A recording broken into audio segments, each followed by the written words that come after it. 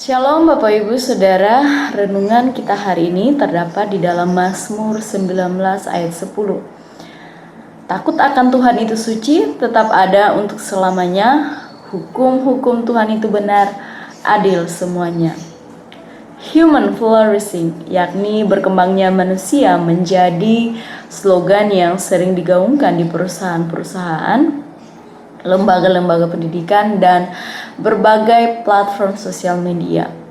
Human flourishing sendiri, saudara, maksudnya adalah ketika manusia secara individu dan komunitas ada pada jalur mengembangkan hidup dengan baik secara menyeluruh dalam berbagai bidang, baik dalam bidang kesehatan, ekonomi, politik, komunitas, dan lain-lain, dengan tujuan untuk hidup sehat, damai, aman, saling mengasihi, dan bahagia.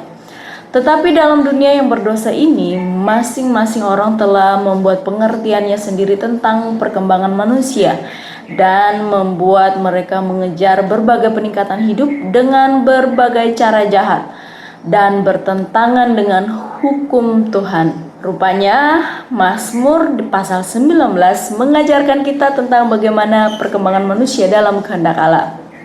Pertama, alam ciptaan Allah sedang berkembang saat memenuhi tujuannya diciptakan, yakni untuk memuliakan Allah. Alam memuliakan Allah dengan menjalankan keteraturan yang dibuat oleh Allah, yakni tetap berada pada jalur yang telah ditetapkannya, seperti terbit dan terbenamnya matahari yang tidak pernah berubah-ubah.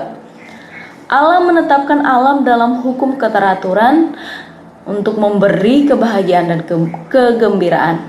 Kedua, manusia berkembang melalui hukum Allah. Apa yang berlaku pada alam, berlaku pada manusia.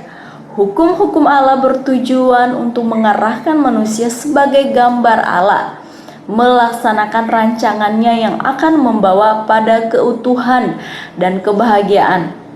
Mazmur menuliskan bahwa hukum Tuhan menyegarkan jiwa, menjadikan pikiran bijaksana dan menyenangkan hati dan mencerahkan mata, yang membuat kita semakin utuh dan berkembang sebagai manusia. Karena membuat kita semakin tertuju kepada sang sumber kebahagiaan sejati kita, yaitu Tuhan sebagai pencipta kita. Nah, masalahnya saudara adalah dosa yang membuat orang tidak berkembang kepada tujuannya diciptakan. Dosa membuat orang membenci hukum Tuhan sehingga tidak mendapat kebahagiaan sejati dari hukum Tuhan itu.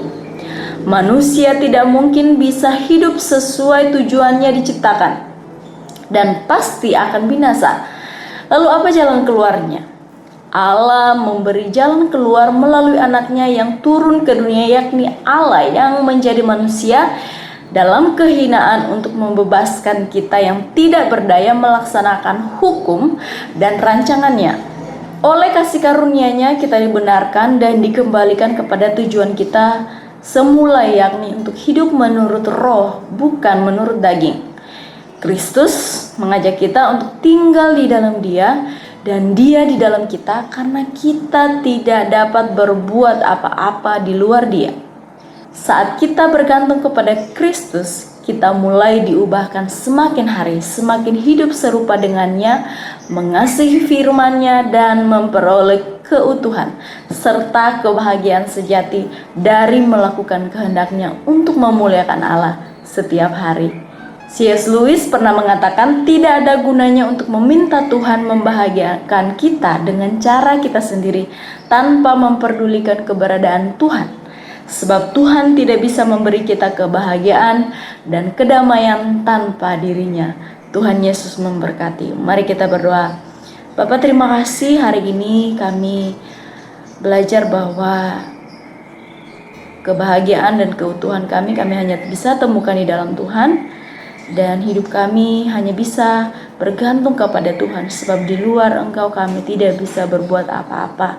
Kami sangat berdosa, dan oleh keberdosaan kami membuat kami tidak bisa melakukan kehendak Tuhan sama sekali. Oleh karena itu, terima kasih buat pengorbanan Kristus yang datang kepada kami, sehingga melalui Yesus kami diubahkan. Ajarlah kami untuk senantiasa bergantung kepada Engkau, Tuhan, setiap hari. Dalam nama Yesus kami berdoa. Haleluya. Amin.